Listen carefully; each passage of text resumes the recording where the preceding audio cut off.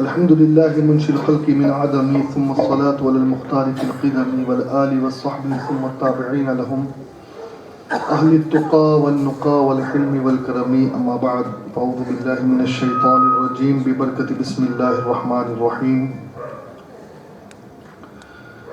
إنا أرسلناك شاهدا ومبشرا ونذيرا وقال الله عز وجل في المقام الآخر وأما من خاف مقام ربه ونهى النفس عن الهوى فإن الجنة هي المأوى صدق الله المولانا العظيم. منبر رسول پر رونق افروز علماء ذوی الاحترام، عمائدین، قائدین، ائمہ، حفاظ، قراء، مداحین مصطفیٰ، بالخصوص عزیز القدر مخدوم زادے شہزادے ولی کامل حضرت علامہ مفتی اعظم راجستھان حضرت حضور معین میاں صاحب قبلہ اشرفی دامت برکاتہم عالیہ، فاضل نوجوان، خطیب بے مثال، بلکہ یوں کہہ لو آج کہ خطابت کی دنیا کے بے تاج بادشاہ،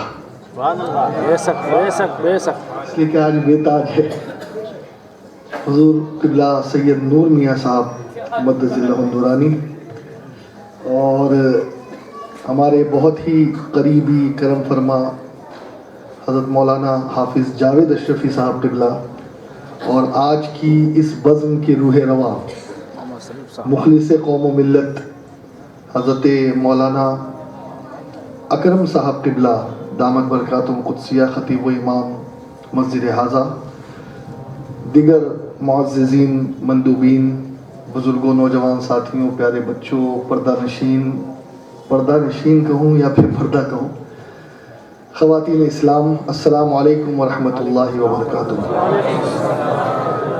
شروع میں درود شریف پڑھنے سے پہلے گزارش کر دوں میں، دیکھیے ام المومنین سیدتنا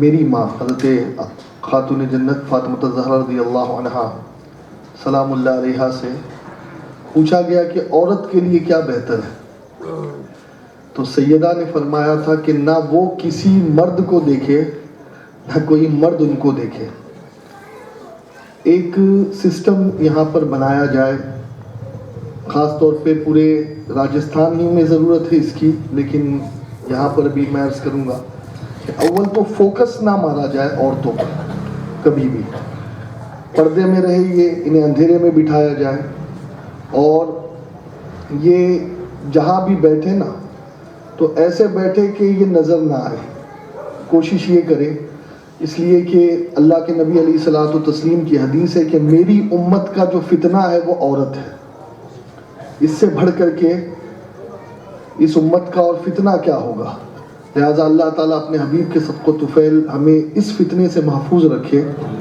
اور جیسے کہ سیدہ نے فرمایا ہر عورت سیدہ کے اس فرمان پہ عمل کرے کہ نہ اسے کوئی مرد دیکھے اور نہ وہ کسی غیر کو دیکھے، اللہ کرے کہ ہر عورت اسی طریقے کی بن جائے، آمین۔ میں آپ کو درود شریف پڑھاتا ہوں، میرے ساتھ مل کر کے پڑھ لیں۔ الصلاۃ والسلام علیکہ یا رسول اللہ، الصلاۃ والسلام علیکہ یا حبیب اللہ، الصلاۃ والسلام علیکہ یا نبی اللہ، وعلی آلکہ واصحابکہ یا نور اللہ۔ مولانا اکرم صاحب قبلہ سے انشاءاللہ میں دو نذرانے قبول کروں گا، دیں گے نا آپ انشاءاللہ؟ 2 لفافے لوں گا، اس لیے کہ آپ نے دعوت دی تھی 7 تاریخ کو اور مائک دیا 8 تاریخ کو، صحیح 12 بج گئے نا، تو 8 ہو گئی نا، جی جی، تو اب 2 لفافے ہو گئے پکے، کیا خیال ہے؟ چلیے ایک تھوڑی سی آپ کی توجہ کو اس طرف مبذول کرنے کے لیے میں نے ایک لطیفہ کہہ دیا، باقی تو یہ کچھ نہیں بھی دیں گے، یہ دعائیں دے دیں گے تو کافی ہے، کیونکہ ایسے صوفیوں کی دعائیں چلتی ہیں۔ اللہ تعالیٰ ان کے اخلاص کا کچھ ذرہ ہمیں بھی عطا فرمائے اور حضور پاک صلی اللہ علیہ وسلم کے غلاموں میں، نوکروں میں ہمیں قبول کر لیں۔ دوستو، ہماری کوئی حقیقت نہیں ہے، ہماری کوئی اوقات نہیں ہے، ہماری کوئی شان نہیں ہے۔ جو شان ہے، جو عزت ہے، جو مرتبہ ہے، وہ سب مدینے والے کا ہے۔ اسی لیے غالباً ندیم قاسمی نے کہا تھا کہ دستگیری میرے تنہائی کی تو نے ہی تو کی، دستگیری میری تنہائی کی تو نے ہی تو کی، میں تو مر جاتا اگر ساتھ نہ ہوتا تیرا، اور پورے قد پہ جو کھڑا ہوں تو یہ تیرا ہے کرم، پورے قد پہ جو کھڑا ہوں تو یہ تیرا ہے کرم، مجھ کو جھکنے نہیں دیتا ہے سہارا تیرا۔ ایک بار اور مدینے سے فلسطین کو آ، ایک بار اور مدینے سے فلسطین کو آ، راستہ تکتی ہے پھر مسجد اقصیٰ تیرا، راستہ تکتی ہے پھر مسجد اقصیٰ تیرا۔ اللہ رب العزت اہل فلسطین کی اور اہل ایمان کی جہان میں مدد فرمائے، اور اللہ تبارک و تعالی ظلم و تشدد سے پوری دنیا کے مسلمانوں کو محفوظ و مامون فرمائے۔ مجھ سے قبل مجھے کئی موضوعات خطیب راجستھان، آپ کے، ہمارے سب کے نور نظر قبلہ نور میاں دے چکے۔ کوشش کروں گا کہ انہی کے بتائے ہوئے راستے پر چلوں تاکہ بھٹکنے سے بچ سکوں۔ اس وقت بہت سارے پرابلمز، بہت ساری پریشانیاں، بہت سارے مسائل قوم مسلم کو درپیش ہے۔ جہالت، بدعملی، بدامنی، بے راہ روی، بد کرداری، بدفعلی، بہت سارے جرائم کا ارتکاب آج قوم مسلم کے نوجوان کر رہے ہیں۔ سب پریشان ہیں نا، مقررین تقریر کر کر کے تھک گئے، سنتے ہیں اور سن ہو جاتے ہیں، مفتی فتویٰ دے دے کر تھک گئے، قلمیں خشک ہو گئی، لیکن یہ قوم ہے کہ بدلنے کا نام نہیں لیتی، سدھرنے کا نام نہیں لیتی۔ وائزین تغودو کر کر کے تھک گئے، مبلغین، لیکن قوم کے اندر بڑی عجیب حالت ہے۔ ابھی قبلہ فرما رہے تھے کہ ایک وقت یہ تھا کہ اس محلے کے نوجوان یہاں سے لے کے نئی سڑک تک آقا کی میلاد میں چراغاں کرتے تھے، اور اس وقت پوزیشن یہ ہے کہ 2-3 گھروں کے علاوہ تو گھر میں ایسا لگتا ہے کہ بتیاں ہی بجھی ہوئی نظر آ رہی۔ یہ جو ہم بیک فوڈ ہو رہے ہیں، یہ جو ہم پلٹ رہے ہیں، ریورس ہو رہے ہیں اور اپنے مرکز سے دور ہو رہے ہیں، یہ بہت بڑا المیہ ہے۔ آج انشاءاللہ اس کے سد باب کے لیے کون سا ایسا عمل ہے، کون سی ایسی چیز ہے کہ جسے اگر ہم کریں گے انشاءاللہ تو ہم اپنے مستقبل کو تابناک اور روشن بنا سکتے ہیں، اس کی طرف ہم فکر کریں گے، توجہ دیں گے۔ دوستو یاد رکھیں، اس وقت جو کچھ پوری دنیا میں ہو رہا ہے، یہ بڑی غلط بات ہے کہ ہم سارے کا سارا بھانڈا غیروں پہ پھوڑ دیں۔ ہر برائی، ہر جرم کے حوالے سے ہم مغرب کو قصوروار ٹھہرائے، یہ بات درست نہیں ہے۔ یقیناً مغرب کا بہت بڑا رول ہے کہ اس نے نوجوانوں کو بہت سارے غلط راستے دکھائے، لیکن دوستو آج بھی آپ کے معاشرے میں ایسے نوجوان موجود ہیں کہ جنہیں مغرب کی ہوا چھو تک نہ سکے، جنہیں چھو تک نہ سکے۔ اور اقبال نے کہا تھا نا کہ خیرہ نہ کر سکا مجھے جلوے دانش فرنگ، خیرہ نہ کر سکا مجھے جلوے دانش فرنگ ارے سرما ہے میری آنکھ کا خاک مدینہ اور نجف.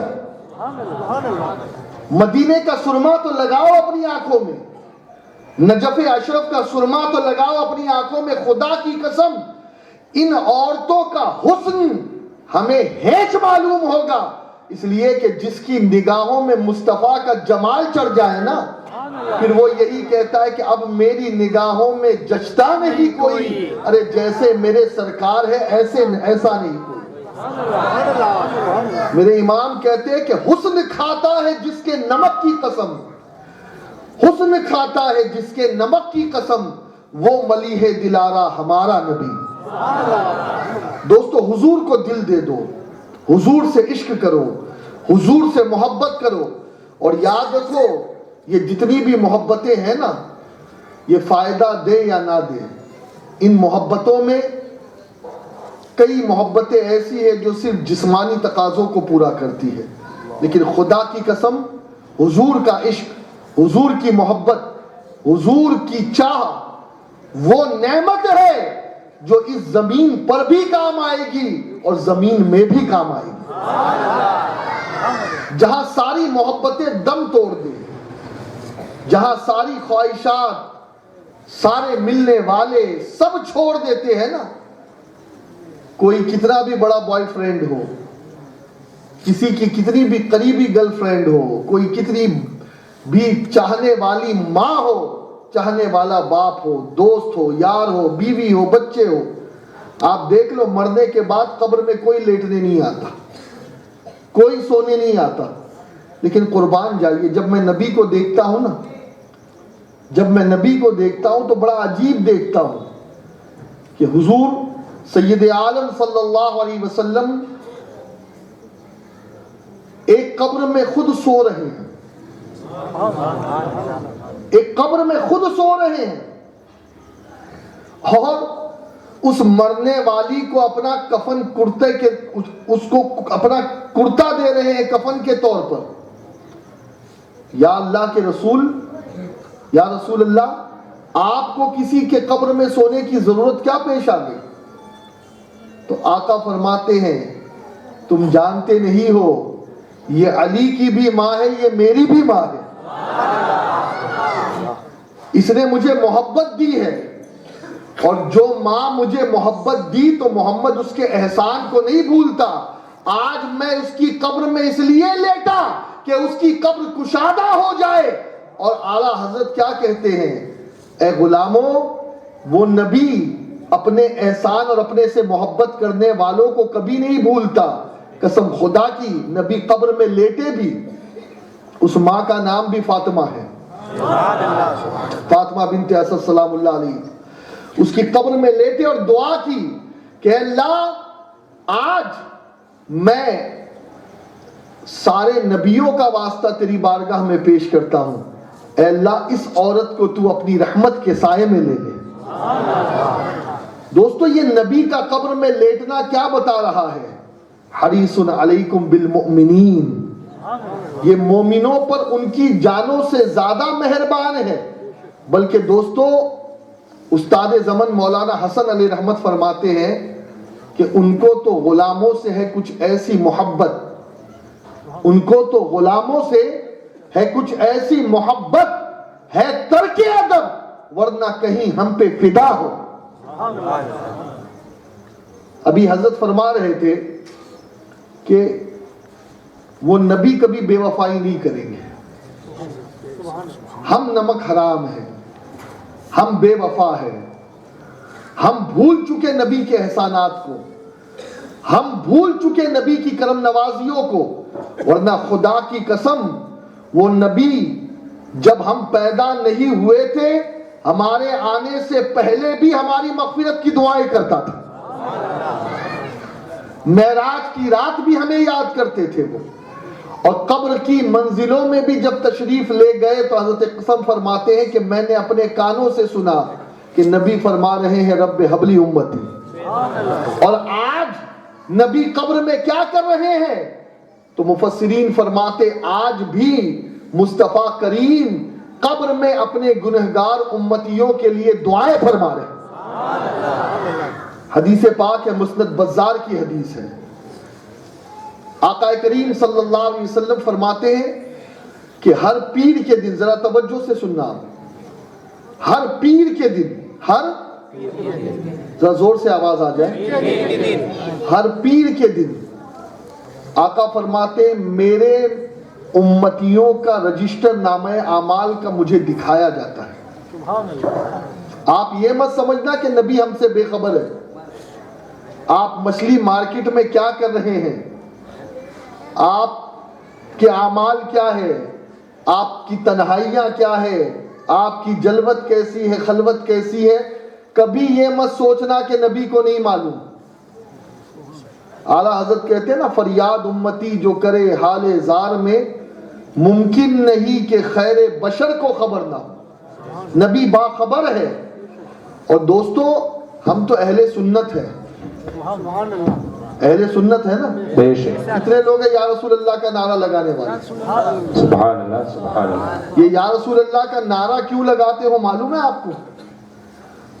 یہ یا رسول اللہ کا نعرہ اس لیے لگاتے ہو کہ تم بتاتے ہو کہ وہ اور ہیں جو معاذ اللہ نبی کو مردہ سمجھتے ہیں، وہ اور ہیں جن کے نبی کچھ سن بھی نہیں سکتے، فرضی نبی، وہ اور ہیں جن کے نبی دیکھ بھی نہیں سکتے، اپنے قبر کی مکھی بھی نہیں ہٹا سکتے، وہ ان کے فرضی نبی ہوں گے. ہمارا نبی وہ ہے کہ آقا یہاں موجود ہے، ایمان ہے میرا، سب یا رسول اللہ کا نعرہ لگائیے. ہم وہ ہیں جو نبی کو حاضر و ناظر مانتے ہیں. مانتے ہیں یا نہیں ذرا بولو بھائی؟ کتنے لوگ مانتے ہیں؟ یہ جو بیٹھے ہوئے ہیں پیچھے، آپ بھی مانتے ہو نا؟ حاضر و ناظر مانتے ہیں نا؟ کیا مطلب ہے حاضر کا، کیا مطلب ہے ناظر کا؟ کبھی دارالاسحاقیہ جائیں، کبھی شیر راجستھان کی بارگاہ میں بیٹھیں، کبھی علماء کے سامنے زانوِ ادب طے کرے، ان سے پوچھے نا کہ حاضر کا مطلب سمجھائیے مولانا، ناظر کا مطلب سمجھائیے مولانا، تو وہ بتائیں گے کہ حاضر کا مطلب یہ ہے کہ نبی پاک علیہ الصلوۃ والتسلیم تمہارے سامنے موجود ہے، اور ناظر کا مطلب یہ ہے کہ نبی تمہیں دیکھ رہے ہیں، موجود بھی ہیں اور بیٹا کیا ہو گیا، کیا ہو گیا؟ ہاں اچھا آ جاؤ، جلدی آ جاؤ. بڑا مجھے اس قوم پر رونا آتا ہے، بڑا رونا آتا ہے. استغفر اللہ استغفر اللہ. کب سدھریں گے، کب سدھریں گے؟ آقا کے ذکر اور آقا کی حدیث کو اتنا ہلکا مت سمجھو. یہ جو نبی کے ذکر کے دوران اڑ جاتے ہو نا، یہ بلا وجہ، جسے عذر شرعی ہو، طبعی حاجت ہو، اس کی تو بات الگ ہی ہے، لیکن یہ بھی ایک ایمان کی کمزوری ہے. ورنہ دوستو خدا کی قسم اعلیٰ حضرت فرماتے ہیں کہ دل ہے وہ دل جو تیری یاد سے معمور رہا، سر ہے وہ سر جو تیرے قدموں پہ قربان گیا. دوستو آقا کا ذکر سن کر تو ایک ایمان والے کے دل میں حلاوت بڑھ جانی چاہیے. یہ بات اور ہے کہ انداز بیاں کیا ہے. میں نہیں بتا، میں ہمارے نور میاں کی طرح بیان نہیں کر سکتا، اور نہ مجھے کرنا ہے، یہ بھی سن لو. میری وہ فیلڈ ہی نہیں ہے اور نہ میں کر سکتا ہوں، لیکن مجھے اتنا ضرور پتا ہے کہ میری زبان سے جو جملے نکل رہے ہیں یا جو حدیثیں میں بیان کر رہا ہوں وہ میرے مصطفیٰ کی حدیثیں. سبحان اللہ سبحان اللہ. اور غالباً امام مالک علیہ رحمہ کی محفل تھی. امام مالک ایک مرتبہ درس حدیث دے رہے تھے، بے ہوش ہو گئے، بے ہوش. جب ہوش آیا تو دیکھا آپ کے شاگردوں نے کہ کم و بیش 36 جگہ پر آپ کو بچھو نے ڈنک مار دیا تھا. کتنی مرتبہ؟ تو لوگوں نے عرض کیا حضور آپ بول دیتے نا تاکہ ہم بچھو کو نکال دیتے، آپ ڈنک سہتے رہے. کہا میرے نزدیک وہ اتنا امپورٹنٹ نہیں ہے جتنا ضروری نبی کی حدیث ہے. سبحان اللہ سبحان اللہ. اور یہاں تو چائے بھی چاہیے، پانی بھی چاہیے، کوئی آ گیا تو جناب اب وہ آنے والا امپورٹنٹ ہو گیا. نہیں دوستو، نبی کے ذکر سے بڑھ کے کچھ نہیں ہے، کچھ نہیں ہے، خدا کی قسم کچھ نہیں ہے. اور ہم سب تو بس اس نبی کا ذکر کر کے اپنی زبان کو پاک کرنے کا کام کر رہے ہیں، ورنہ تو ہمارے لب بھی اس قابل نہیں، بلکہ یہ علاقہ بھی اس قابل نہیں کہ یہاں ذکر مصطفیٰ ہو۔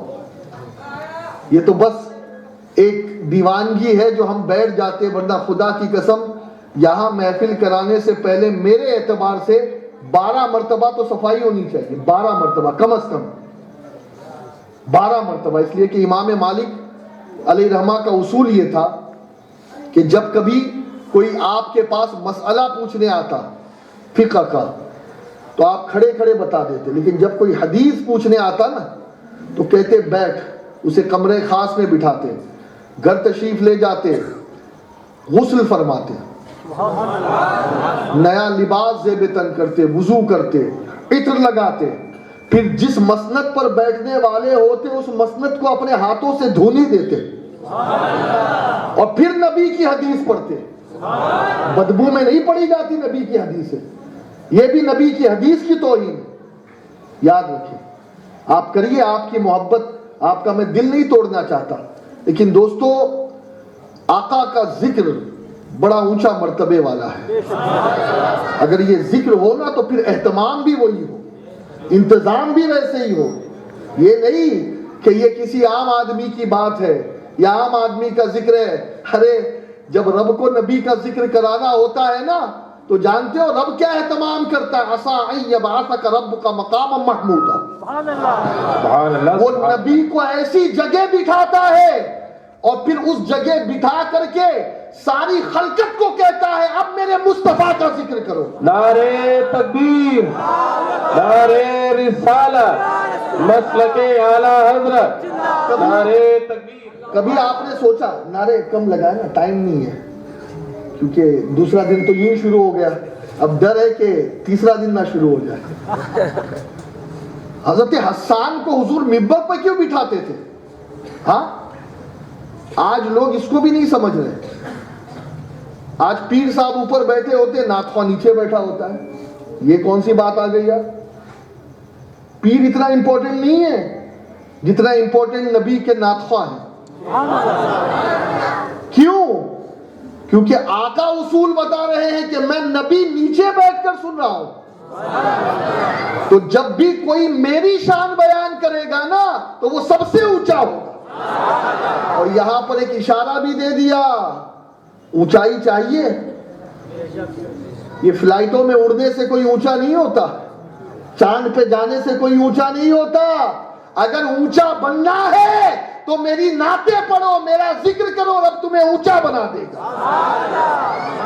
یہ ہے اونچائی کا معیار، یہ ہے اونچائی کا معیار۔ اور دیکھیے میری بات کو آپ پوزیٹیو ہی رکھیں، ٹھیک ہے نا، نیگیٹیو نہ لیں، اس لیے کہ آج کل یہ بھی بڑا مسئلہ ہے کہ ابھی نعرہ لگانے سے روک دیا تو حضرت کی دل آزاری نہ ہو جائے۔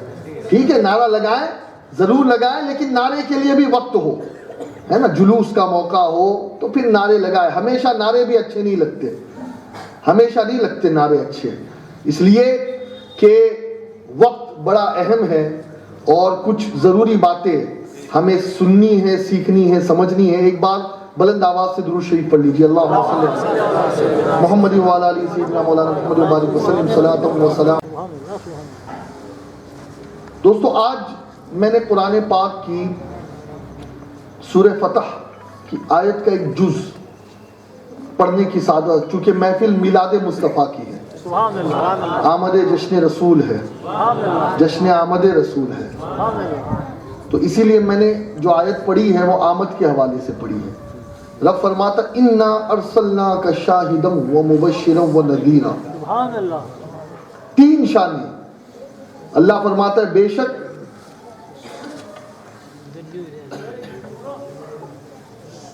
اللہ فرماتا ہے بے شک میں نے اپنے رسول کو بھیجا، میں نے بھیجا، یہ بڑی اہم بات ہے، میں نے بھیجا، ہم نے بھیجا، انا، کیوں اے اللہ تو ایسا کیوں فرما رہا ہے کہ ہم نے بھیجا اور اس سے پہلے بے شک کیوں فرما رہا ہے؟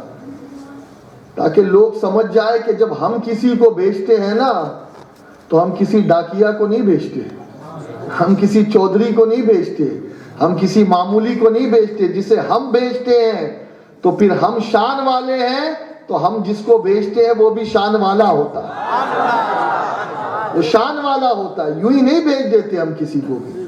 انا ارسلناک شاہدا و مبشرا و نذیرا. آج شاہد پر بھی گفتگو نہیں کرنی ہے, مبشر پر بھی نہیں کرنی ہے. آج گفتگو کرنی ہے نذیر پر. مصطفیٰ کی شان نذیری یہ بہت کم بولی جاتی ہے. اور میں آپ کو کیا بتاؤں, اس زمانے کے لیے فقیہ النفس, فقیہ العصر, فقیہ ملت حضرت مفتی جلال الدین احمد امجدی علیہ رحمت فرماتے ہیں کہ اس زمانے میں بہت زیادہ ذکر شفاعت بھی نہیں ہونا چاہیے. یہ ان کے جملے کوٹ کر رہا ہوں میں, کوئی مجھے مورد الزام نہ ٹھہرائے.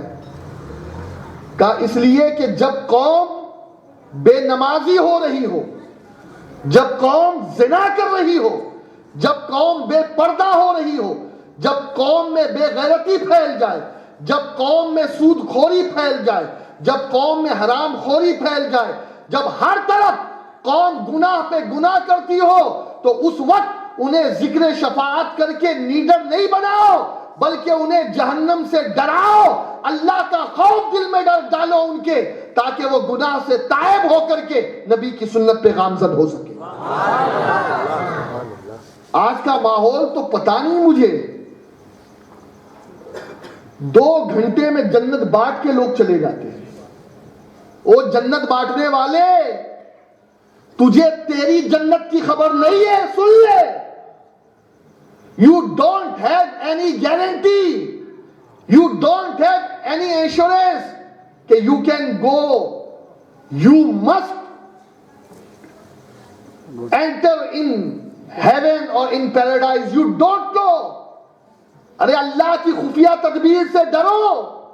ہم میں کا کوئی نہیں جانتا کہ ہم جنت میں جائیں گے یا جہنم میں. یہ تو امید پہ دنیا قائم ہے. کسے نہیں پتا ہے, چاہے اہل مسند ہو یا آپ ہو, یہ تو جس پر اللہ کا کرم ہوگا وہی جنت میں جائے گا, جس پر فضل ہوگا وہی جنت میں جائے گا. وہ بھول گئے نبی کی حدیث. آقا نے فرمایا تھا کہ جو بھی جنت میں داخل ہوگا وہ اللہ کی رحمت سے ہی داخل ہوگا. تو کسی نے کہا تھا یا رسول اللہ آپ, تو آقا نے اپنے بارے میں بھی کہہ دیا کہ میں بھی اللہ کے فضل سے ہی جنت میں جاؤں گا. تو وہ رسول جب یہ کہہ رہا ہے تو ہم کس کھیت کی مولی ہے, ہماری حقیقت کیا ہے؟ اور سنو, ابھی تذکرہ جمیل کر رہے تھے خلیفہ دوم حضرت فاروق اعظم رضی اللہ عنہ کا, بہت پیارا تذکرہ کر رہے تھے. یہ فاروق اعظم کا ایک تاریخی جملہ ہے. فاروق اعظم فرماتے ہیں کہ اگر قیامت کے دن اللہ یہ فرمائے کہ میں نے سب کو جنت میں داخل کر دیا, بس ایک کو جہنم میں ڈالوں گا. کتنے کو؟ تو فاروق اعظم فرماتے ہیں کہ میں اللہ سے اتنا ڈرتا ہوں کہ میں یہ سمجھوں گا وہ ایک جہنم میں جانے والا میں عمر ہوں. میں عمر ہوں, جبکہ بات ایسی نہیں ہے. عمر تو وہ ہے کہ آقا نے جنہیں دنیا ہی میں جنت کی بشارت دے دی. سراج اہل جنہ کہا بھائی. ہاں, یہ ٹائٹل جو ہے نا سراج الجنہ, یہ ٹائٹل خود مصطفیٰ نے عمر کو عطا فرمایا. وہ جنت کے چراغ ہے. لیکن سنو, جب جنت کا چراغ جس کو ٹائٹل ملا ہے وہ یہ کہہ رہا ہے کہ اگر اللہ نے سب کو جنت میں ڈال دیا اور یہ کہے گا میں ایک ہی کو جہنم میں ڈالوں گا, تو عمر فرماتے میں ڈرتا ہوں اللہ سے کہ کہیں وہ میں عمر نہ ہوں. دوستو, اب ہماری حقیقتیں کیا ہے؟ ہم کس بات پہ پھولے ہوئے ہیں؟ کس بات پہ پھولے ہوئے ہیں؟ ارے وہ عمر کہ جن کے قدموں کی دھول پر ہزاروں اولیاء اصفیاء قربان ہو جائے, ان کی گرد کو نہیں پہنچ سکتا کوئی بڑے سے بڑا غوث قطب ولی. وہ جناب عمر ہے رضی اللہ عنہ. آقا کے صحابی ہیں، سبحان اللہ، لیکن وہ فرما رہے ہیں خوف خدا دیکھو، اللہ کا ڈر دیکھو. اور دوستو یہاں ہم شراب پہ شراب پیے جا رہے ہیں، دعویٰ یہ کہ جنت میں ہم جائیں گے. زنا پہ زنا کیے جا رہے ہیں، دعویٰ یہ ہے کہ جنت میں ہم جائیں گے. موبائل فون پر گناہوں کے کام ہم سے نہیں چھوٹتے، لیکن دعویٰ یہ ہے کہ جنت ہماری بپوتی ہے، جنت تو ہماری کنیز ہے معاذ اللہ. ارے اتنی آسان جنت نہیں ہے، اتنی آسان جنت نہیں ہے. آؤ ایک واقعہ سناؤں میں.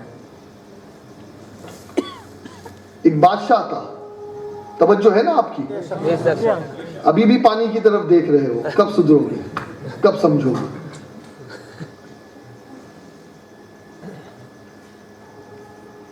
ایک بادشاہ تھا، ایک مرتبہ بیٹھا تھا بیوی کے ساتھ. اور کبھی کبھی ایسا ہوتا ہے کہ میاں بیوی جو ہوتے ہیں وہ محبت میں ہیں، کچھ آگے بڑھ ہی جاتے ہیں. بادشاہ نے اپنی بیوی سے کہا، بیوی بتاؤ میں کیسے لگ رہا ہوں، میں کیسے لگ رہا ہوں؟ تو جانتے ہو آپ بیوی نے کیا کہا؟ بیوی نے پلٹ کر کہا جہنمی لگ رہے ہو. ڈائریکٹ. اسی لیے اتنا بھی سر پر نہیں بٹھانا چاہیے، ڈائریکٹ کہہ دیا کہ جہنمی لگ رہے ہو.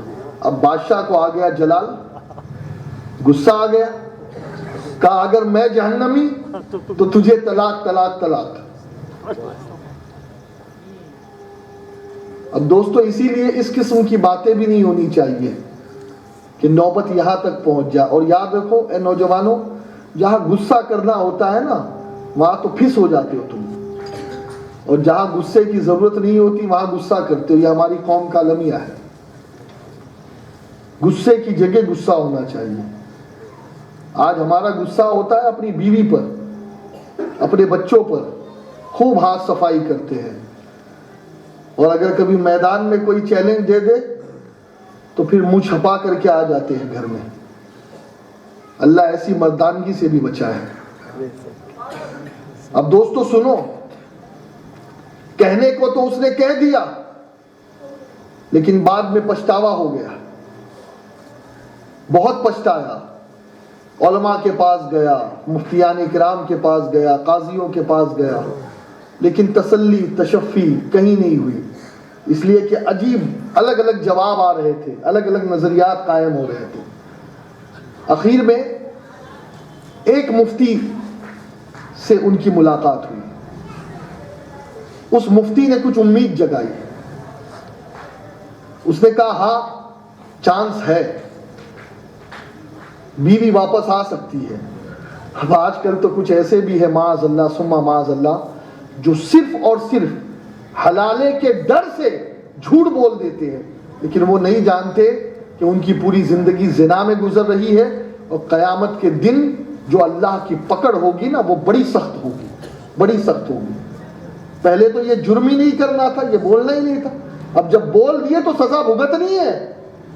شریعت کی تلوار سب کے لیے ایک ہے، کوئی بھی ہو، کوئی بھی ہو، صرف آپ نہیں. امام اگر یہ کام کرتے تو امام کے لیے بھی وہی فتویٰ ہے جو مقتدی کے لیے.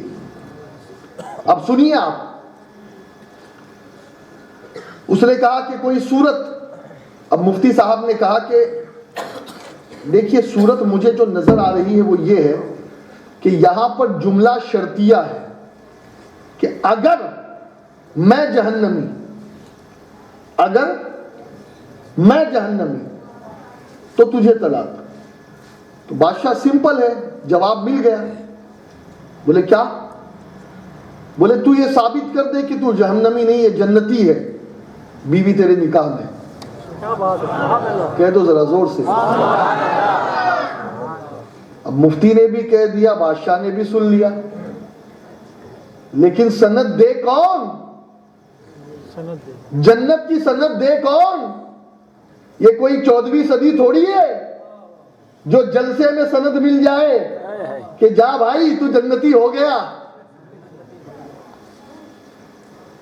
یہ 14ویں صدی تھوڑی تھی وہ تو علم والوں کی صدی تھی، بڑے بڑے فضلا تھے، وہ سب کے پاس گیا، کہا حضور بس میں جنتی ہوں یہ بتا دو۔ بادشاہ تھا یار، بادشاہ تو جو چاہے وہ کرا سکتا ہے نا، اکبر نے کیا کیا نہیں کرا لیا۔ لیکن سنو، اس زمانے میں اسے ایک نہیں ملا جو اسے جنتی ہونے کی گارنٹی دے دے، ایک نہیں ملا۔ یار ہم کس خوش فہمی میں ہیں یار، کب خواب سے بیدار ہوں گے، کب خواب سے نکلیں گے، کب نکلیں گے خواب سے؟ یہ سب خواب ہے جو کچھ ہم دیکھ رہے ہیں۔ میں سما خراشی کر رہا ہوں، آپ بھی سن رہے ہو، ایک ہم نے رسم و رواج بنا لیا ہے، حقیقت سے ابھی بھی بہت دور ہم نظر آ رہے ہیں۔ ہماری زندگیاں ایک افسانوی زندگی بن چکی ہے، الا ماشاء اللہ۔ اب دوستو، وہ بادشاہ پریشان، حیران، اس لیے کہ اسے کوئی بادشاہ کہنے کو تو سب تیار ہے، سلطان کہنے کو تو سب تیار ہے، اپنا آقا کہنے کو تو سب تیار ہے، لیکن کوئی اسے جنتی کہنے کو تیار نہیں، کوئی مفتی تیار نہیں، کوئی محدث تیار نہیں، کوئی فقیہ تیار نہیں، کوئی تیار نہیں۔ اب بڑا پریشان ہوا، بڑا پریشان ہوا۔ اب اسی پریشانی کے عالم میں وہ پھر اسی مفتی کے پاس پہنچ گیا، کہ حضور ایک بھی نہیں مل رہا، ایک بھی نہیں مل رہا جو جنت کی گارنٹی دے دے۔ ارے بھیا، وہ دور تو بڑا سنہرا تھا، وہاں جنت کی گارنٹی نہیں ملی، سرٹیفکیٹ نہیں بٹے۔ تم بھی کیا اپنے عقیدے بورو کی طرح بنا رہے ہو کیا؟ ہاں، کہ وہ بورو کا ملا پیسے لیتا ہے اور سگنیچر کر کے دے دے تو جنت میں یہ پلاٹ تیرا۔ وہ تو سائز بھی ہوتی ہے، سائز بھی ہوتی ہے ان بوروں کے پاس، خبیثوں کے پاس۔ دوستو، ہمارا مذہب ان بوروں کی طرح فرضی مذہب نہیں ہے، ہم اس مذہب کے ماننے والے ہیں جسے رب کہتا ان الدین عند اللہ الاسلام۔ ہمارے وہاں فرضی واڑا نہیں چلتا، افسانے نہیں چلتے، یہ پیر کے پیر چوم لو جنتی ہو جاؤ۔ ارے بھائی، اتنا آسان نہیں ہے جنتی ہونا۔ اگر اتنا آسان ہوتا نا جنتی ہونا تو امیر حمزہ رضی اللہ عنہ احد کے میدان میں اپنا کلیجہ نہیں چبواتے۔ اتنا آسان ہوتا جنت میں جانا تو بلال حبشی تپتی ہوئی ریت پر پتھر کو اپنے سینے پہ برداشت نہیں کرتے، اتنی شہداء کو شہادتیں نہیں دینی پڑتی، بدر میں، حنین میں، احد میں امام حسین کو کربلا میں اپنا سر نہیں کٹانا پڑتا۔ ہاں، جبکہ ان کے تو جنتی ہونے میں کیا شک ہے، کیا شک ہے۔ لیکن بتا دیا کہ جنتی ہونا کوئی آسان نہیں ہے، جنتی ہونا کوئی معمولی بات نہیں ہے۔ نمازیں پڑھتے رہو، فرائض پر عمل کرتے رہو، پھر بھی اللہ سے ڈرتے رہو، کیونکہ اللہ الصمد۔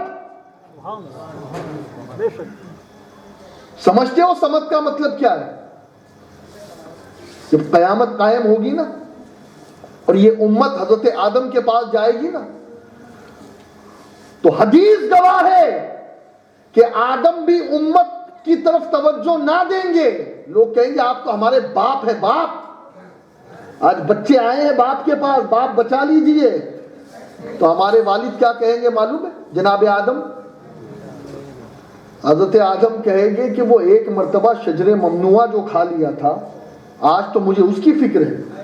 نفسی نفسی کہیں گے، نفسی نفسی۔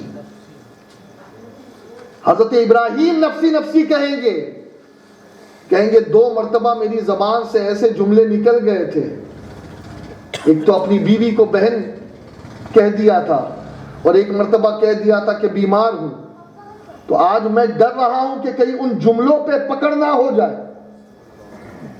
حضرت موسیٰ جیسے جلیل القدر پیغمبر، ان کا حال کیا ہوگا؟ وہ بھی قیامت کے میدان میں نفسی نفسی کہیں گے، کہیں گے کہ آج تو میں خود ڈر رہا ہوں کہ وہ قبطی کے ساتھ جو جھگڑا چل رہا تھا تو میں چھڑانے کے لیے بیچ میں گیا تو میرا ہاتھ لگ گیا تو مر ہی گیا، تو کہیں رب آج قصاص کا حکم نہ فرما دے۔ ہر نبی ڈر رہا ہوگا سوائے رسول کریم کے۔ سب نفسی نفسی مصطفیٰ امتی امتی کہہ رہے ہیں، امتی امتی۔ اب دوستو یہ ڈرنے کی وجہ کیا ہے؟ وہ تو مقام نبوت پائے ہوئے ہیں، وہ تو منصب رسالت پہ فائز ہے، وہ بھی اس لیے ڈر رہے ہیں اللہ الصمد، اس لیے کہ اللہ بے نیاز ہے، نہ اسے کسی کی عبادتوں سے کوئی غرض ہے، اسے کسی کی پرواہ نہیں ہے۔ اس لیے کہ دوستو پوری روئے زمین کے سارے فرشتے، سارے جن، سارے انسان مل کر سجدہ ریز بھی ہو جائے نا تو ہم رب کی شان کو 1 سینٹی میٹر بھی نہیں بڑھا سکتے۔ آپ سمجھے نا، ہمارے سجدے ہمارے لیے، ہم کیا اس کی تعریف کریں، ہم کیا اس کی شان بیان کریں؟ تو اللہ سے وہ نبی بھی ڈرتے ہوں گے، نبی بھی ڈرتے ہوں گے۔ اب دوستو اس بادشاہ نے گھومنے پھرنے کے بعد وہ آیا اسی مفتی کے پاس، کہنے لگا حضور بڑا پریشان ہوں، کئی دن ہو گئے بیوی سے دور۔ وہ آج کل کا تھوڑی تھا، اس وقت کے بادشاہ بھی اللہ کا ڈر رکھنے والے تھے۔ آج کا آدمی ہوتا تو کائے کا مفتی اور کائے کا دارالفتہ، ہاں، بلکہ میں نے تو ایسے بھی لوگوں کو دیکھا ہے کہ جنہوں نے معاذ اللہ دارالعلوم اسحاقیہ کے فتوے کو اس طریقے سے پھاڑ کر پھینک دیا۔ ایسے بھی بے غیرت اور جاہل قسم کے لوگ ہماری قوم میں بستے ہیں، ایسے، اور پھر بھی جنت کے خواب دیکھ رہے ہیں۔ استغفر اللہ، علم کی توہین کرنے والے، علماء کی توہین کرنے والے۔ اعلیٰ حضرت نے تو لکھا ہے کہ جو علماء کی توہین ان کے علم کی وجہ سے کرتا ہے نا، ایمان پر اس کا خاتمہ نہیں ہوگا۔ آج کہاں ہے علم کی توہین، علم کی قدر، علماء کی قدر کہاں ہے؟ تو اب اس مفتی کے پاس پہنچا اور مفتی سے کہا حضور کچھ کیجئے۔ اب مفتی نے کہا دیکھ بھائی، اللہ کا حکم یہ ہے کہ لوگوں کے عیب کو چھپاؤ۔ اب اگر میں تجھ سے کچھ سوال کروں اور تو میرے سوال کا صحیح صحیح جواب دے دے تو ہو سکتا ہے کہ کچھ صورت نکل جائے۔ اس نے کہا کیا سوال ہے بتاؤ یار، میں تو ہر چیز کرنے کے لیے تیار ہوں، بس بیوی ملنی چاہیے۔ اب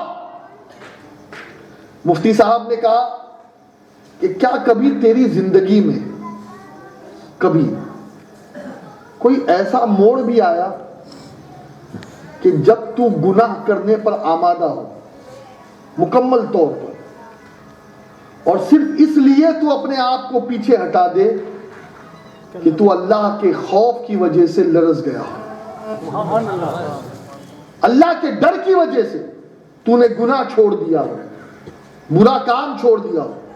کیا کبھی کوئی ایسا وقت آیا ہے؟ اب بادشاہ کی گردن جھک گئی، بادشاہ تھا لیکن علم والے کے آگے گردن جھک گئی۔ کہنے لگا مفتی صاحب یہ بڑی راز کی بات ہے، اس کو برسوں سے میں نے سینے میں دفن کیا ہے، یہ میں نہیں بتا سکتا۔ تو مفتی صاحب نے کہا ٹھیک ہے تو راز مت بتا کہ میرے پاس تو کوئی چارہ ہی نہیں ہے۔ اب اس نے کہا اگر ایسی بات ہے تو سنیے۔ قبلہ معاملہ یہ تھا کہ ایک مرتبہ جب رات میں اپنے خصوصی بالا خانے پر گیا، محل میں گیا، اور جب وہاں میں پہنچا تو میں نے دیکھا کہ سارے خدام، ساری کنیزیں کام کر رہی تھی، کوئی چراغ بجھا رہا ہے، کوئی پانی رکھ رہا ہے، کوئی بستر کو جو ہے وہ صحیح کر رہا ہے۔ اچانک میری نظر میری ایک کنیز پر پڑی جو بڑی خوبصورت تھی، بڑی خوبصورت۔ بادشاہ کہتا ہے کہ میں نے اسے روک دیا، کہا کہ آج تم مت جانا، اور باقی سب کو جانے کی اجازت دے دی۔ اب جب سب چلے گئے وہ اکیلی رک گئی، تو میں نے کڑی لگا دی، کنڈی لگا دی، دروازہ لاک کر دیا، اور اس کے بعد اپنے بستر کی طرف اسے لے گیا۔ وہ چیختی رہی، چلاتی رہی، ڈرتی رہی، کانپتی رہی، لرزتی رہی۔ بادشاہ نے کہا مجھ پر اس کے چیخنے چلانے کا ذرا بھی اثر نہیں ہوا، یہاں تک بادشاہ کہتا ہے کہ میں نے اس پر مکمل طور پر قابو حاصل کیا، اور وہ کام گناہ والا بس میں کرنے ہی والا تھا کہ اچانک اس کنیز کی زبان سے ایک جملہ نکلا، اور وہ جملہ یہ نکلا کہ اے بادشاہ، تجھے میری چیخ کا اثر نہیں ہو رہا، تجھے میری آواز کا اثر نہیں ہو رہا، یاد رکھ تو کس گھمنڈ میں ہے، تو کس تکبر میں ہے، تو یہ سمجھتا ہے کہ تو سب سے بڑا طاقت والا ہے؟ نہیں، تجھ سے بھی بڑا طاقت والا میرا رب ہے، میرا پروردگار ہے۔ بادشاہ کہتا ہے کہ بس یہی جملہ میرے کانوں میں آیا اور میرا بدن تھر تھر کانپنے لگا۔ بادشاہ نے کہا میں مکمل طور پر اس بات کا اختیار رکھتا تھا کہ میں اس پر قابو پاؤں، میں اس سے زنا کروں، مجھے کوئی نہیں روک سکتا تھا، لیکن اس وقت اللہ کے خوف کی وجہ سے، اللہ کے ڈر کی وجہ سے میں نے اس عورت کو جانے کی اجازت دی، اور وہ عورت کمرے سے نکل گئی اور چلی گئی۔ اللہ اکبر کبیرہ۔ بادشاہ نے کہا بس یہی میرا ایک عمل ہے جو میں نے اللہ کے خوف کی وجہ سے گناہ کو چھوڑا، اللہ کے ڈر کی وجہ سے میں نے گناہ کو ترک کیا۔ مفتی نے کہا بادشاہ مبارک ہو، تیرے لیے تو میرے پاس قرآن کی نص قطعی موجود ہے۔ رب فرماتا ہے وَأَمَّا مَنْ خَافَ مَقَامَ رَبِّهِ وَنَهَى النَّفْسَ عَنِ الْهَوَىٰ فَإِنَّ الْجَنَّةَ هِيَ الْمَأْوَىٰ، کہ جو اپنے رب کے حضور کھڑے ہونے سے ڈرا اور اپنے نفس کو خواہشات سے روک دیا، اللہ اسے جنت ماوا میں داخل فرمائے گا، وہ جنتی ہے۔ دوستو کیا بات سمجھ میں آئی؟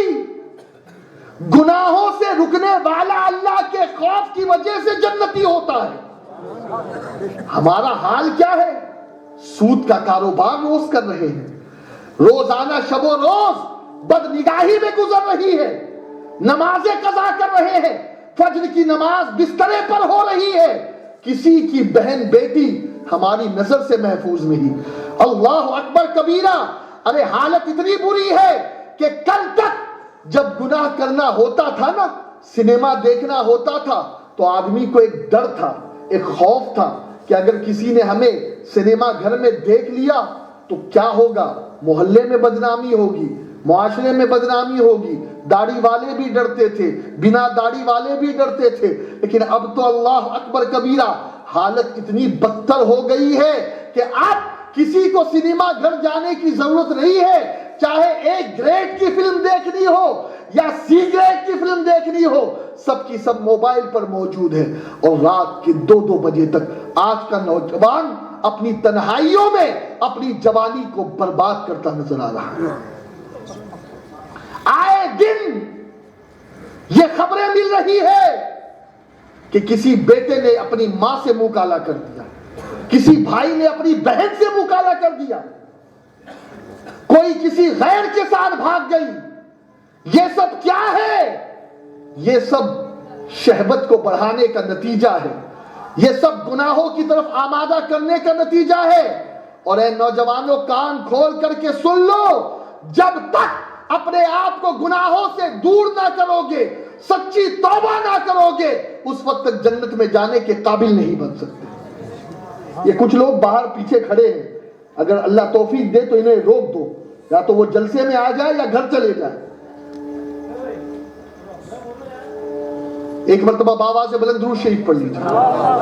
اللہم صلی وسلم وبارک علیہ۔ رب نے فرمایا میں نے اپنے رسول کو نذیر بنا کر کے بھیجا، اور سنو میرے نبی کو رب نے حکم دیا کہ اے رسول سب سے پہلے تو اپنے گھر والوں کو جہنم سے ڈرا، اللہ کے عذاب سے ڈرا، اور نبی نے سب سے پہلے اپنے قبیلے کے 300 لوگوں کی دعوت کی تھی، اور اس وقت سب کو جمع کر کے رب سے ڈرایا تھا، جہنم سے ڈرایا تھا۔ آج قوم کا نوجوان بے باک ہے، کیا جہنم، کیا موت، کیا قبر، کیا آخر، ارے جو ہوگا دیکھا جائے گا، نبی ہے نا۔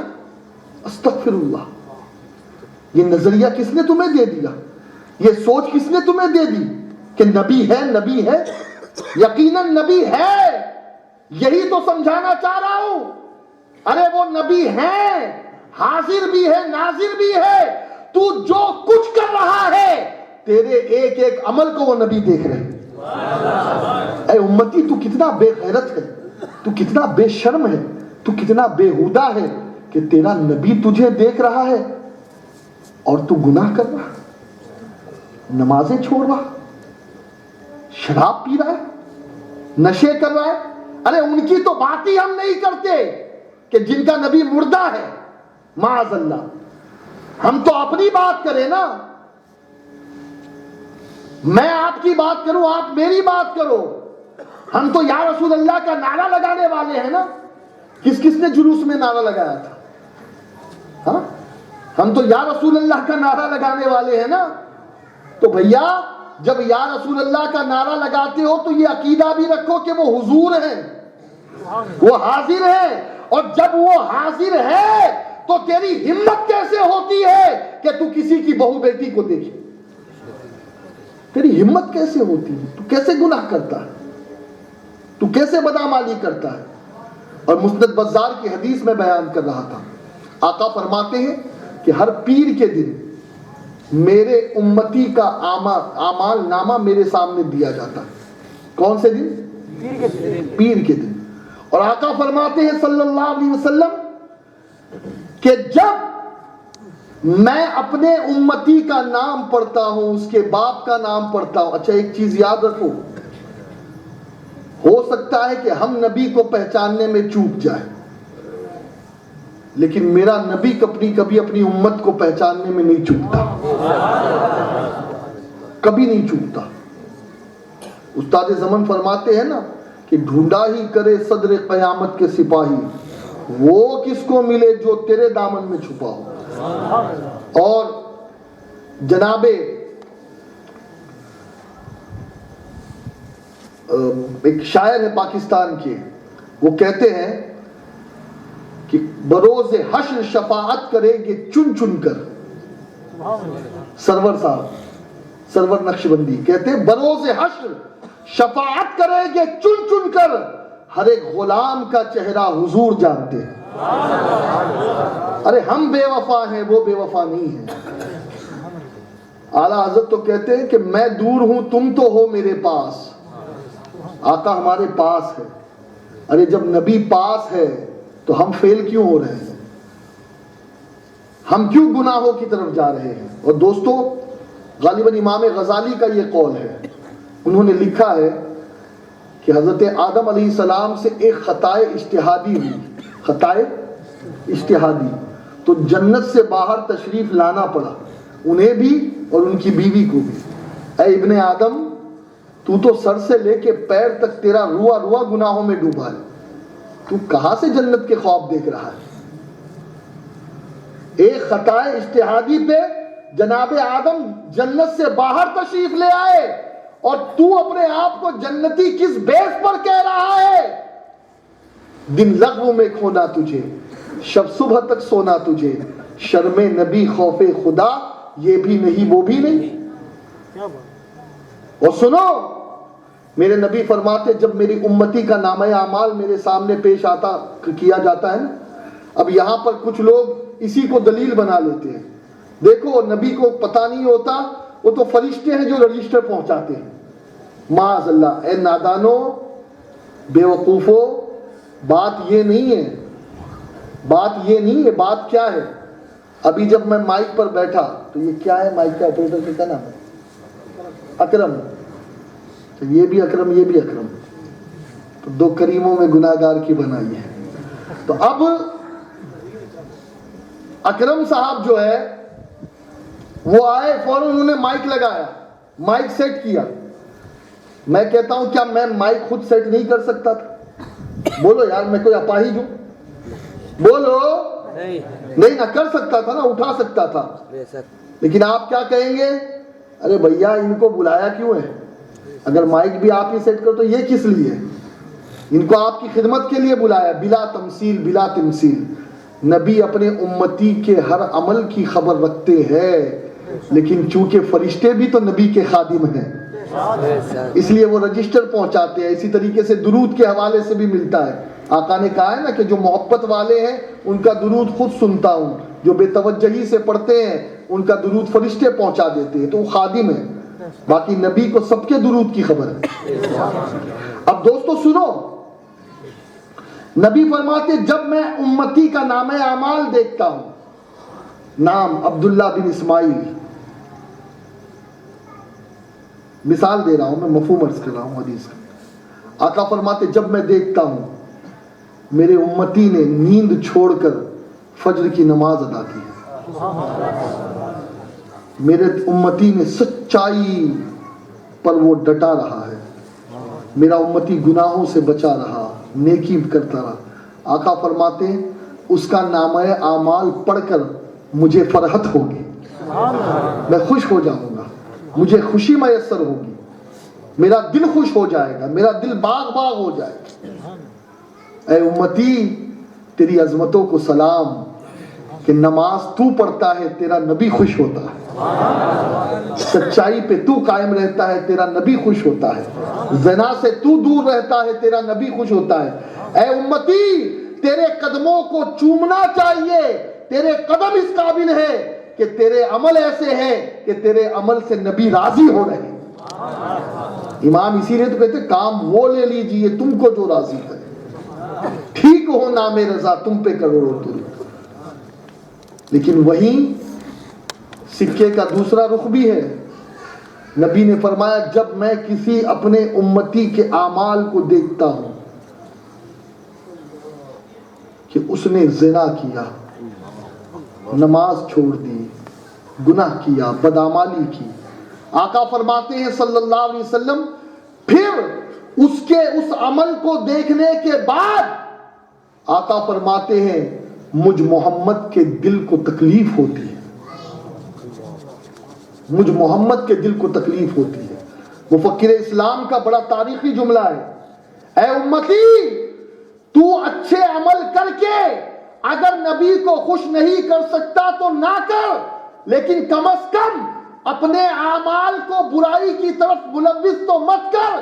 ارے کتنا بے غیرت تو امتی ہے کہ آج 1400 سال بعد بھی اپنے نبی کو تو قبر میں ان کے کفن میں رلا رہا ہے, اپنے نبی کو رلا رہا ہے, تو اپنے نبی کو رلا رہا ہے. دوستو پلٹ آؤ, پلٹ آؤ, اس لیے کہ یاد رکھو بھروسہ نبی کی شفاعت پر ہے, اور یاد رکھو قیامت کے میدان میں ایسے بھی معاملات پیش آئے گے کہ کچھ لوگوں سے میرے نبی منہ پھیر دیں گے, بلکہ نبی نے فرمایا کہ چند لوگوں پر میری شفاعت حرام ہوگی. اس میں سے نبی نے فرمایا ایک وہ بھی ہوگا جو میری سنتوں کو چھوڑنے والا ہوگا, اور وہ واقعہ بھی آپ کے سامنے ہے. آقا علی کریم صلی اللہ علیہ وسلم فرشتوں کو منع کریں گے, فرشتے مار رہے ہوں گے ایک شخص کو, تو آقا علیہ السلام سے فرشتے عرض کریں گے آقا ہم اسے نہیں چھوڑ سکتے. آقا نے فرمایا کیوں, اس کا جرم کیا ہے؟ فرشتے عرض کریں گے آقا اس نے رمضان کی تعظیم نہ کی. تو آقا نے فرمایا کہ جس نے رمضان کی تعظیم نہ کی نا, میں محمد اس سے بری ہوں, میں محمد اس سے بری ہوں. دوستو اللہ سے ڈرو. اور دوستو نبی کی محبت کا مطلب کیا ہے؟ دیکھیے اگر کسی سے محبت ہے نا تو پھر محبت کرنے والے کو جو چیز ناپسند ہے نا وہ چیز اس کے سامنے نہیں کی جاتی. سمجھ رہے ہو یا نہیں سمجھ رہے ہو؟ اگر آپ کو آپ کی بیوی سے محبت ہے اور آپ کی بیوی کو آپ کا سگریٹ پینا پسند نہیں ہے تو آپ اپنی بیوی کے سامنے کبھی سگریٹ نہیں پئیں گے. کبھی اگر چپکے سے پی بھی لیں گے تو منہ صاف کر کے چوئنگم وغیرہ کھا کر آئیں گے تاکہ اس کی بو باز تک نہ لگے. کیوں؟ اس لیے کہ یہ محبت کا تقاضا ہے. میں کہتا ہوں اگر ہمیں اپنے نبی سے محبت ہے تو یہ بھی محبت کا تقاضا ہے کہ نبی نے جن جن کاموں سے روکا ہے اے امتی ان کاموں سے اپنے آپ کو دور کر لے. یہی اصل محبت ہے. اور اللہ نے قرآن میں بھی کہا ما آتاکم الرسول رسول فخذوه وما نہاکم عنہ فانتہوا, کہ رسول جو دے دے وہ لے لو اور جس سے روکے اس سے رک جاؤ, رک جاؤ. اب گناہوں سے اپنے آپ کو روک لو. حضرت عبداللہ بن زید رضی اللہ عنہ فرماتے ہیں کہ فرشتے ایک قبر والے کو مارتے ہوں گے، وہ قبر والا پکارے گا، اے مارنے والوں مجھے مت مارو، کیا میں نماز نہیں پڑھتا تھا؟ کیا میں روزے نہیں رکھتا تھا؟ کیا میں قرآن نہیں پڑھتا تھا؟ فرشتے پھر بھی اسے ماریں گے، وہ بار بار یہ کہتا رہے گا کہ کیا میں نماز نہیں پڑھتا تھا، کیا میں قرآن نہیں پڑھتا تھا، کیا میں روزے نہیں رکھتا تھا؟ اب فرشتے کہیں گے ہاں تو نماز پڑھتا تھا، تو روزے رکھتا تھا، تو قرآن بھی پڑھتا تھا، لیکن جب تو تنہائی میں جاتا تھا تب تو گناہ کرتا تھا۔ اپنی تنہائیوں کو اچھی کرو، اپنی تنہائیوں کو اچھی کرو۔ آج مجلس میں آپ کے سامنے متقی بن کر بیٹھا ہوں، لیکن خدا کی قسم یہ متقی بننا کوئی اصل اور اس کی کوئی حقیقت نہیں ہے۔ اصل تو یہ ہے کہ میری تنہائی کیسی ہے۔ اور سنو، میرے نبی کی ایک دعا یاد کر لو۔ عمر بن خطاب فرماتے ہیں کہ میں نے نبی سے یہ دعا سیکھی۔ نبی دعا کرتے تھے، اے اللہ جیسا میرا ظاہر ہے ایسے ہی تو میرے باطن کو بنا دے۔ بلکہ آقا اور آگے یہ فرماتے تھے کہ عرض کرتے تھے، اے اللہ میرے باطن کو میرے ظاہر سے بھی زیادہ پاک کر دے۔ دوستو یاد رکھو، ہم لوگوں کے سامنے کیا ہے یہ اتنا امپورٹنٹ نہیں ہے جتنا امپورٹنٹ ہمارا اکیلا پن ہے۔ آج سی سی کیمرے سے ڈر رہے ہیں، ایسی ہوٹلیں تلاش کی جا رہی ہے جناب جہاں سی سی کیمرے نہ ہو۔ وہ بے وقوف، وہ عقل کے پیدل، عقل کے اندھے۔ تو سی سی کیمرے سے ڈرتا ہے، رب کے فرشتوں کی حیا نہیں ہے تجھے؟ 17 فرشتے ہیں جو تیرے جسم سے جڑے ہوئے، محافظ فرشتے، کرامن کاتبین، 17۔ اور پھر یہ سب چیزیں اپنی جگہ، تو سننی ہے۔ یا رسول اللہ کہنے والا ہے، تیرا نبی حاضر و ناظر ہے۔ اور پھر خدا کے بارے میں تیرا کیا عقیدہ ہے؟ وہ تو واجب الوجود ہے، ایک لمحے کے لیے بھی وہ غافل نہیں، وہ سوتا نہیں ہے۔ ان اللہ کان علیکم رقیبا، وہ دیکھ رہا ہے، سب کچھ دیکھ رہا ہے۔ اور دوستو یہ 40 سال، 50 سال، 60 سال، 70 سال اس زندگی کو دائمی مت سمجھو۔ اصل زندگی تو وہ ہے جو قبر کی ہے، آخرت کی ہے۔ آج 80% قرآن نے جو تقریر کی ہے، آج وہ تقریریں ہی نہیں ہو رہی ہے۔ 80% قرآن میں صرف ذکر آخرت، 20% دنیا کے معاملات، مسائل، احکامات کا ذکر ہے۔ 20%۔ اے نوجوانوں، ارے تم تو مفتی اعظم راجستھان کے شہر کے رہنے والے ہو، ارے تمہارے سامنے تو ان کی زندگی مشعل راہ ہے۔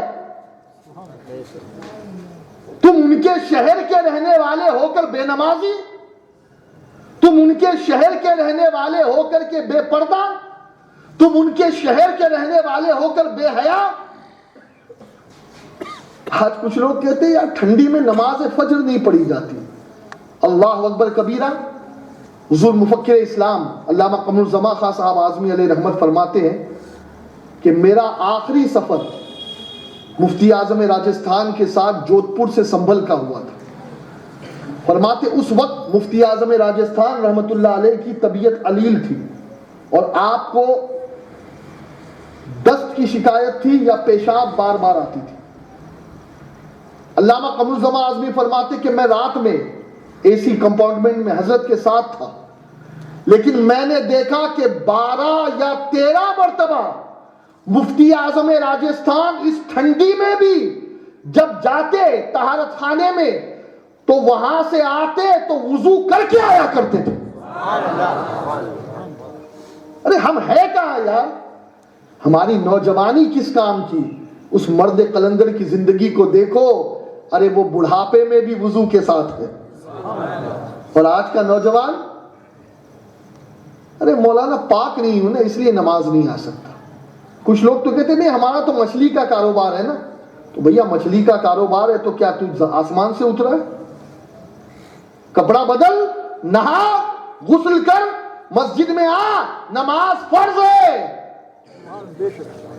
نماز فرض ہے. اے مسلمانوں اپنے آپ کو بدلو. مجھے امید ہے یہ چند باتیں, تقریر تو مجھے کرنے آتی نہیں ہے, دعا کرے کہ سیکھ جاؤں.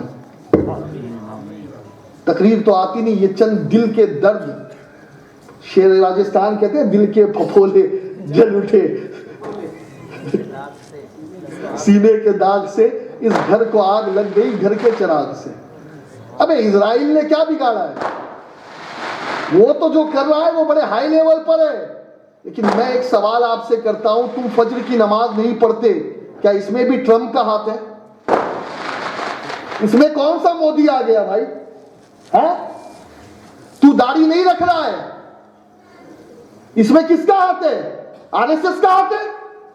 لا حول ولا قوت الا باللہ. ارے بس کرو یار, بس کرو بیوقوف بنانا, کسی اور کو بیوقوف بناؤ, سدھر جاؤ اور اس وقت سے پہلے توبہ کر لو. آج تو پھر بھی غنیمت ہے ہندوستان کا ماحول. اب تو جو ماحول پلٹنے والا ہے نا, وہ شاید وہی فرانس کی اور اندلس کی تاریخ نہ دہرائی جائے کہ داڑھی رکھنے والوں کو شہید کر دیا جائے گا. ایسا وقت بھی آنے والا ہے.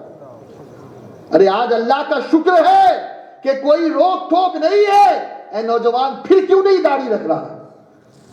آج مسجدوں پہ اذان پہ پابندی نہیں ہے, پھر کیوں نہیں پڑھ رہا ہے نماز؟ کیوں نہیں جا رہا ہے مسجد میں؟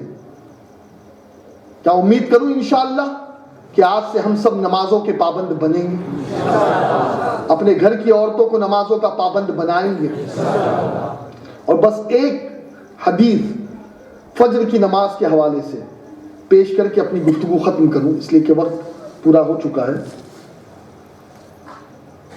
حضرت عبداللہ بن مسعود رضی اللہ عنہ اس حدیث کے راوی ہیں. وہ فرماتے ہیں کہ میرے نبی کے سامنے ایک شخص کا ذکر ہوا. نبی پاک صلی اللہ علیہ وسلم کو بتایا گیا کہ حضور فلاں فلاں شخص ہے جو سویا پڑا رہتا ہے اور صبح نہیں اٹھتا فجر میں, یہاں تک کہ سورج نکل جاتا ہے, یہاں تک کہ سورج نکل جاتا ہے. آج کیا ہے؟ یہی کچھ تو ہو رہا ہے ہمارے ساتھ. اس موبائل فون نے کئی جوانیاں برباد کر دی, کئی زندگیاں برباد کر دی. اب ہو سکتا ہے کہ کوئی کہہ دے بھیا جب آپ اتنی برائی کر رہے ہو تو آپ کیوں رکھ رہے ہو؟ الحمدللہ ہم اس لیے رکھ رہے ہیں کہ جب ہمارا موبائل چیک کرو گے نا تو انشاءاللہ اس میں پورے 30 پارے قرآن ملیں گے, اس میں انشاءاللہ دلائل الخیرات ملے گی, اس میں انشاءاللہ احادیث کے ذخیرے ملیں گے. ہم الحمدللہ اس موبائل کو گناہ کے لیے نہیں نیکیوں کے لیے استعمال کرتے ہیں. اے نوجوانوں, تمہیں بھی ہم نیکیوں کی دعوت دیتے ہیں, نیکیوں کی دعوت دیتے ہیں. رات کے 2-2 بجے تک بند کرو یہ موبائل کا استعمال. آقا علیہ السلام کے سامنے اس آدمی کا ذکر کیا گیا کہ جو سوتا رہتا تھا, فجر میں اٹھتا ہی نہیں. آقا نے کیا فرمایا اس شخص کے بارے میں؟ توجہ ہے. آقا نے فرمایا وہ ایسا شخص ہے کہ جس کے دونوں کانوں میں شیطان پیشاب کر جاتا ہے, دونوں کانوں میں. اور شیطان کی آرام گاہ کیا ہے معلوم ہے آپ کو؟ جب آپ رات میں سو جاتے ہو نا تو حدیث میں, بخاری کی حدیث ہے, یہ جو ناک کے نتنے ہیں نا, ہاں, ابلیس کو یہی جگہ ملتی ہے آرام کرنے کے لیے. اسی لیے حدیث میں یہ ہے کہ جب صبح اٹھو تو ناک صاف کرو. لیکن سنو, جس کی صبح ہی نہیں ہوتی تو پھر شیطان اس ناک سے نکل کر کان میں بھی آ جاتا ہے. اور آقا نے کیا فرمایا؟ ایک کان نہیں کہا, دونوں کانوں میں پیشاب کر جاتا. حدیث کے الفاظ ہیں, دونوں کانوں کا ذکر ہے. اچھا, اب ایک میں آپ سے سوال کرتا ہوں, آپ کا بچہ گود میں پیشاب کر لے تو کتنی گھن ہوتی ہے, بے چینی ہوتی ہے یا نہیں؟ بولو یار. ہاں, اگر کسی نے گھر میں بلی پال رکھی ہے, اب بلی بدن پہ پیشاب کر جائے یا بستر پہ پیشاب کر جائے تو آدمی تڑپ جاتا ہے. میں کہتا ہوں یار بچے اور بلی کا پیشاب اتنا ناپاک نہیں ہے جتنا اس رجیم لعین شیطان کا پیشاب ناپاک ہے. اور پھر وہ موتا بھی کہاں ہے, پیشاب بھی کہاں کرتا ہے؟ استغفر اللہ. آقا فرماتے کہ دونوں کانوں میں, یہاں سے بھی یہاں سے بھی. اب دوستو اس کا اثر کیا ہوتا ہے معلوم ہے؟ اس کا اثر کیا ہوتا ہے؟ جب وہ دونوں طرف سے پیشاب کرے گا تو پیشاب جائے گا کہاں؟ شیطان کا. سمجھ میں آئی؟ یہ دماغ کیوں سڑ رہے ہیں, یہ کھوپڑی خراب کیوں ہو گئی ہے, یہ عقل کا دیوالیہ کیوں نکل گیا ہے؟ یہ اسی لیے اے مسلمانوں آج اپنے گناہوں سے توبہ کرو اور عہد کرو کہ انشاءاللہ فجر میں اٹھیں گے اور شیطان کی ہر نجاست کو اپنے سے دور رکھیں گے. یہ جلسے کا مقصد یہی ہے بھائی. ہاں انٹرٹینمنٹ مت سمجھنا کہ یہ سالانہ رسم چلی آ رہی ہے, نہیں. اس کا مقصد یہی ہے کہ نبی کا جشن مناؤ تو نبی کے فرمان پہ عمل بھی کرو. اور آج ہم سب مل کر کے نبی سے ایک عہد کر لیں. نبی کو حاضر و ناظر مانتے ہو نا؟ سمجھو نبی دیکھ رہے ہیں, نبی دیکھ رہے ہیں, نبی سن رہے ہیں. ہاتھ اٹھاؤ, نبی سے بیعت کرو. عرض کرو یا رسول اللہ, آج آپ سے عہد کرتے ہیں کہ جو کام کرنے سے آپ نے منع کیا اس سے بچیں گے, اور جس کام کے کرنے کا حکم دیا انشاءاللہ بس وہی کام کریں گے. اللہ اپنے حبیب کے صدقے میں ہمیں اس ایفا اور عہد پر عمل کرنے کی توفیق عطا فرمائے. نبی سے آپ نے وعدہ کیا ہے, نبی سے اپنی بیعت لی ہے آپ نے, اور دوستو نبی دیکھ رہے ہیں. بھول جاؤ نور میاں کو, بھول جاؤ معین صاحب کو, بھول جاؤ مفتی شیر محمد صاحب کو, بھول جاؤ مفتی فیاض صاحب کو, بھول جاؤ مجھے, میں آج ہوں کل نہیں. لیکن وہ رسول آج بھی ہے, کل بھی ہے, پرسوں بھی ہے, تیری قبر میں بھی ہے, قیامت میں بھی ہے, اور جنت اسی کے صدقے ملیں گے. اسے خوش کر لیں نوجوان, اسے خوش کر لیں. کوشش کرو گے انشاءاللہ. اللہ ہم سب کو عمل خیر کی توفیق عطا فرمائے. وما علینا الا البلاغ المبین. مجھے حکم دیا گیا ہے, ہمارے صوفی صاحب نے کہا ہے کہ حضور ایک دو نعت شریف بھی پڑھ دیں, تو اگر اجازت ہو تو پڑھ دوں.